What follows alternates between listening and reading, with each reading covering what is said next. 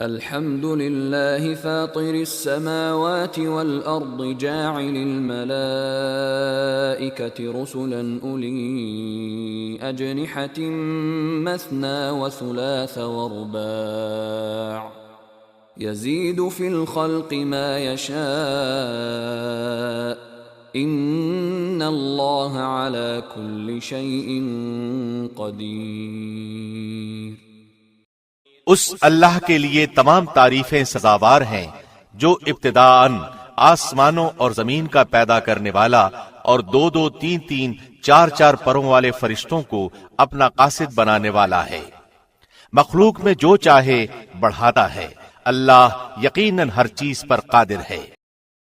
All praise is due to Allah, creator of the heavens and the earth, who made the angels messengers having wings, 2 or 3 or 4.